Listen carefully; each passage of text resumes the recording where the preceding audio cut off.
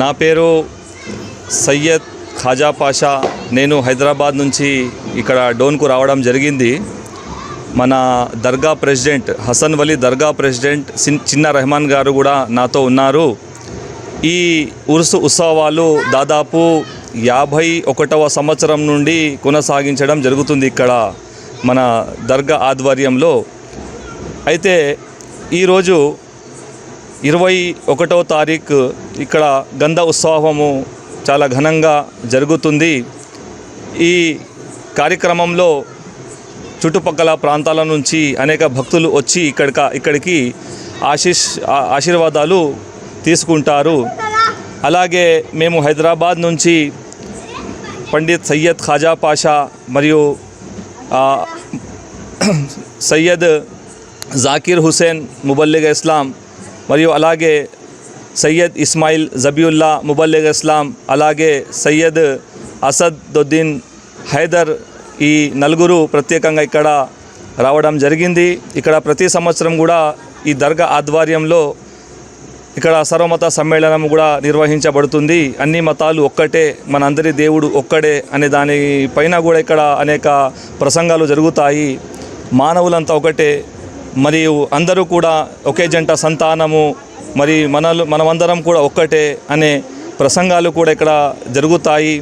అలాగే ప్రతి సంవత్సరం కూడా ఇక్కడ చాలా ప్రాంతాల నుంచి భక్తులు తరలి వస్తారు. ఈ 21, 22 మరి 23, 21వ తేదీన గంధం, ఈరోజు గంధం జరుగుతుంది.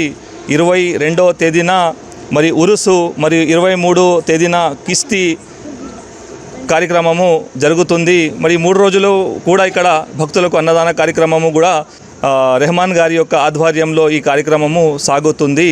భగవద్గీత గ్రంథములోని శ్రీకృష్ణ పరమాత్ముల వారు 16వ అధ్యాయము 23వ శ్లోకంలో ఇలా అన్నారు: యహ శస్త్ర విధి మృత్యుజ్య వర్తతే కామకారతః న స సిద్ధిమవాప్నోతి న సుఖం న పరాం గతిం.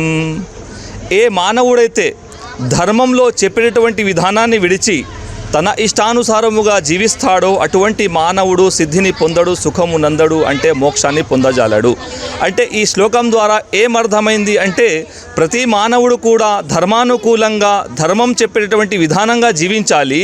తన ఇష్టానుసారముగా జీవిస్తే ఎట్టి పరిస్థితుల్లో కూడా మానవుడు ముక్తిని పొందజాలడు అని చాలా స్పష్టంగా చెప్పడం జరిగింది సోదర మహాశయులారా. కాబట్టి మనము ఏదైతే ధర్మాలు మన ధర్మం ఉందో ఆ ధర్మం అందరికీ కూడా ఒక్కటే. భాషా భేదాలు, నీళ్లు, పానీ, తన్ని, వాటర్, జల్ అంటే భాషలు మారుతున్నాయి, కానీ పరమతత్వం మాత్రం అందరికీ ఒక్కటే. పంచభూతాలు కూడా అందరికీ సమానమే. జాతి కులమత భేదాలు కాకుండా మనమందరము కూడా ఏకమై ఒక్కటై మన ఈ భారతదేశంలో జీవించినట్లయితే మన ఈ భారతదేశం సర్వ దేశాలకు కూడా ఆదర్శ దేశంగా నిలుస్తుంది సోదరులారా. ఈ వేదిక నుండి ఈ దర్గా ఆధ్వర్యం నుండి, ఈ దర్గా తరఫు నుండి మేము ఒక సందేశాన్ని ఇవ్వదలుచుకున్నది ఇదే: మనమందరం కూడా ఒక్కటే, మనందరి దేవుడు కూడా ఒక్కటే. కాబట్టి నేను ఇంతటితో ముగిస్తున్నాను. నా పేరు పండిత్ సయ్యద్ ఖాజా పాషా. నా పేరు సయ్యద్ ఖాజా పాషా. నేను హైదరాబాద్ నుంచి